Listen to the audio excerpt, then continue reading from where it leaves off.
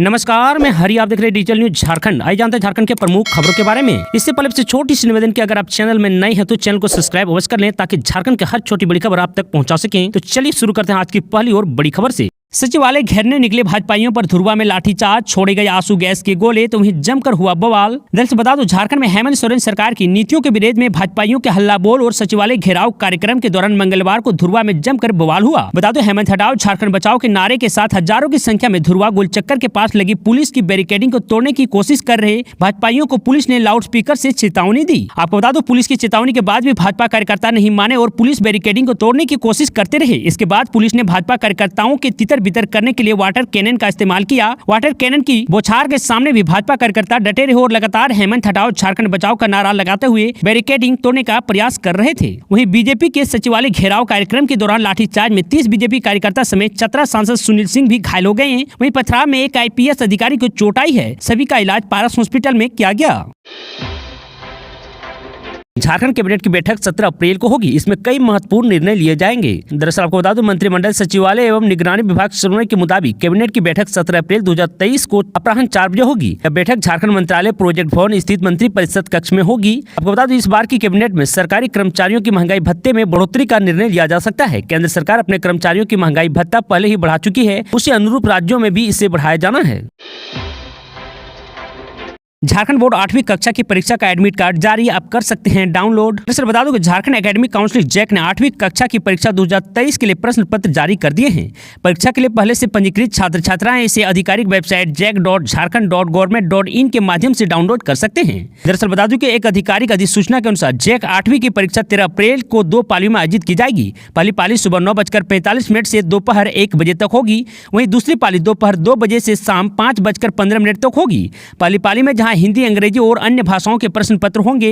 वहीं दूसरी पाली में गणित विज्ञान और सामाजिक विज्ञान के प्रश्न पत्र होंगे। वहीं आपको बता दूं कि झारखंड बोर्ड ने बताया है कि 8वीं की परीक्षा OMR सीट से कराई जाएगी। परीक्षा शुरू होने से पहले छात्रों को प्रश्न पत्र पढ़ने के लिए 15 मिनट का समय दिया जाएगा। छात्रों को परीक्षा केंद्र पर सभी दिशा निर्देश का पालन करना होगा। सीएम हेमंत सोरेन ने 2080 योजनाओं का किया शुभारंभ, 391 लाख की परिसंपत्ति भी बांटी। आपको बता दूं, मुख्यमंत्री हेमंत सोरेन ने साहेबगंज के भोगनाडी से आज मिजल्स रूबेला विशेष टीकाकरण और नवगठित सिद्धू कानू राज्य शाकाहारी संघ के तहत पैक्स लैंप्स से सदस्यों को जोड़ने का अभियान शुरू किया गया है। आपको बता दूं, इस अवसर पर उन्होंने साहेबगंज जिले को 280 योजनाओं की सौगात दी। लाभुकों का सख्त बनाने के लिए उनके बीच परिसंपत्तियों का वितरण किया। बता दूं, मुख्यमंत्री ने जिले के दूरस्थ और सुदूर और पहाड़ी क्षेत्रों के लिए 4 बाइक एम्बुलेंस की चाबी भी सौंप दी है। सिद्धू कानू जयंती पर आयोजित कार्यक्रम में मुख्यमंत्री ने कहा कि राज्य और राज्यवासियों की उन्नति के लिए राज्य सरकार हमेशा प्रतिबद्ध है। वहीं आपको बता दूं, मुख्यमंत्री ने कहा कि अब सरकार की आवाज, नजरें और योजनाएं गांव-गांव पहुंच रही है। पहले वातानुकूलित दफ्तरों में योजनाएं बनती थी और वहीं खत्म हो जाती थी, लेकिन अब हमारी सरकार ने अलग अलग झारखंड राज्य बनाने के बाद पिछले 2 दशकों से चली आ रही इस परिपाटी को बदलने का काम किया है। अब पंचायतों में शिविर लगाकर आपके दरवाजे पर योजनाओं को लेकर अधिकारियों की फौज पहुँच रही है और आपकी समस्याओं का समाधान हो रहा है। 117 दिन बाद जेल से निकली ममता देवी। दरअसल बता दूं कि गोला गोली कांड मामले में 117 दिन से जेल में बंद पूर्व विधायक ममता देवी सोमवार को जेल से बाहर आ गई है। आपको बता दूं, वे 13 दिसंबर 2022 से जेल में बंद थी। पिछले बुधवार को झारखंड हाईकोर्ट से उन्हें जमानत मिली थी, लेकिन अवकाश के कारण औपचारिकता पूरी करने में समय लगने से सोमवार को बाहर निकली। आपको बता दूं कि ममता देवी को गोला गोली कांड मामले में हजारीबाग की निचली अदालत से 5 साल की सजा सुनाई गई थी, जबकि रामगढ़ अदालत से 2 साल की सजा मिली थी। बता दूं, दोनों सजा के खिलाफ ममता देवी ने हाईकोर्ट में अपील की थी। हाईकोर्ट ने ममता देवी को सजा के साथ लगाई गई जुर्माना की राशि जमा करने का निर्देश दिया था। आपको बता दें, जुर्माना की राशि जमा करने के बाद हजारीबाग की अदालत से उन्हें जमानत की सुविधा प्रदान की गई थी। आपको बता दें कि 2016 में ममता देवी के नेतृत्व में हुए गोला गोली कांड में 2 लोगों की मौत हो गई थी। गौरतलब है कि गोला गोली कांड मामले में 5 साल की सजा सुनाए जाने के बाद ममता देवी की विधानसभा की सदस्यता चली गई थी। खाली हुई सीट पर फरवरी में उपचुनाव हुआ, जहाँ कांग्रेस ने उनके पति बजरंग महतो को उम्मीदवार बनाया। बजरंग महतो उपचुनाव में NDA प्रत्याशी सुनीता चौधरी से 23,000 से भी ज्यादा वोटों से चुनाव हार गए। झारखंड में हथियारों के साथ मदरसा शिक्षक को गिरफ्तार किया गया है। PLFI सदस्यों ने सड़क निर्माण में लगे वाहनों को भी जला दिया है। आपको बता दो, झारखंड के पलामू जिले में गोले बारूद और हथियारों के साथ एक मदरसे टीचर्स को गिरफ्तार किया गया है। बता दो, SP चंदन कुमार सिन्हा ने कहा कि इनपुट के आधार पर कार्रवाई की गई थी। इस दौरान नदीम अंसारी, जो एक मदरसे में बच्चे को पढ़ाता भी है, उसे गिरफ्तार किया गया है। आपको बता दें, SP सिन्हा का कहना है कि आरोपी के पास एक तमंचा और कारतूस बरामद किया गया है। सिन्हा ने बताया कि रांची से करीब 165 किलोमीटर दूर पर हॉट बाग स्थित मदरसे से गिरफ्तार की गई गई है। बता दो अंसारी लोहरसी गांव का रहने वाला था और मदरसे में नियमित शिक्षक था। वहीं झारखंड के गुमला जिले में प्रतिबंधित People's Liberation Front of India के संदिग्ध सदस्यों ने एक गाँव में सड़क निर्माण में लगे 7 वाहनों को आग लगा दी। जमशेदपुर में करीब 18 घंटे के बाद बहाल हुई इंटरनेट सेवा तो वहीं 200 करोड़ से अधिक का हो गया नुकसान। दरअसल आपको बता दूं कि जमशेदपुर में हुई हिंसा के कारण रविवार की देर रात से बंद इंटरनेट सेवा करीब 18 घंटे के बाद बहाल की गई है। इन 18 घंटे में लोगों को काफी परेशानी का सामना करना पड़ा।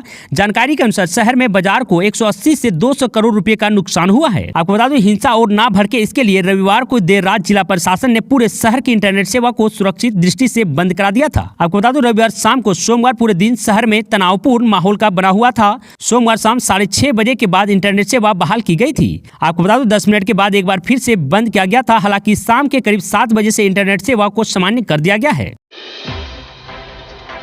दरअसल बता दें कि पोक्सो की विशेष अदालत में सामूहिक दुष्कर्म मामले में पुंडू निवासी 5 युवकों को 20-20 साल की कठोर कारावास की सजा सुनाई गई है।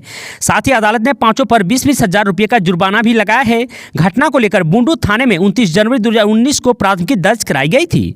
बता दूं लड़की अपने दोस्तों के साथ बुंडू घूमने आई थी। शाम को दोनों गाँव ताऊ में लॉज में रहने वाले दोस्त से मिलने गए। यहाँ लड़की लॉज के बाहर खड़ी थी। आपको बता दूं लड़के के अंदर जाकर अपने दोस्त से मुलाकात की। इसी दौरान पांचों आरोपी राजू अहीर, अमित अहीर, शरणागत अहीर, पंकज अहीर और एक अन्य लड़की के पास पहुंचे और उसका मोबाइल फोन छीन लिया। लॉज से बाहर निकलते ही लड़के का भी मोबाइल फोन छीन लिया। इसके बाद घटना का अंजाम दिया।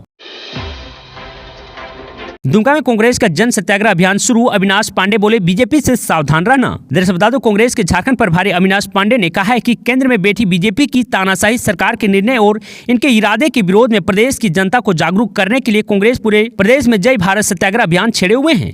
भारत में यह कार्यक्रम का 7वां दिन और झारखंड में 13वां दिन है। आपको बता दो दुमका में कांग्रेस की ओर से आयोजित जय भारत सत्याग्रह एवं जिला कार्यकर्ता सम्मेलन में अविनाश पांडे ने कहा है कि इस कार्यक्रम का मूल उद्देश्य लोगों के सामने बढ़ती महंगाई, बेरोजगारी, गिरती अर्थव्यवस्था और जो देश के अंदर अमन चैन को बर्बाद और अशांति फैलाने का कुप्रयास किया गया है। बता दो इससे जनता को बीजेपी से सावधान रहने के लिए सचेत करना है। उन्होंने कहा कि इन प्रश्नों को लेकर राहुल गांधी ने बिना किसी डर के मोदी और बीजेपी से समय समय पर सवाल पूछे हैं। अब पार्टी भी जय सत्याग्रह के माध्यम से जनता को जागरूक कर रही है। रामगढ़ में अपराधियों ने गोली मारकर करीब 30 लाख रुपए की लूट की है। आपको बता दो कि रामगढ़ के गोला पार स्थित भारतीय जीवन बीमा निगम लिमिटेड रामगढ़ शाखा से रुपए लेकर निकल रहे SIS कंपनी के कैश मैनेजमेंट सर्विस के कस्टोडियन को गोली मारकर रुपए से भरे बैग और ब्रीफकेस लेकर भाग निकले। आपको बता दो इस दौरान अपराधियों ने 29,34,797 रुपए की लूट की है। जानकारी मिलते ही पुलिस मौके पर पहुंचकर जांच पड़ताल में जुट गई है। जानकारी के अनुसार मंगलवार को करीब 1:30 बजे कस्टोडियन प्रेम मिश्रा और संतोष पांडे कंपनी वाहन से कैश कलेक्ट करने निगम की शाखा पहुंचे। चालक श्याम बिहारी पावन एवं गार्ड विजय शर्मा शाखा के ठीक सामने खड़े कंपनी के कैश वाहन में थे।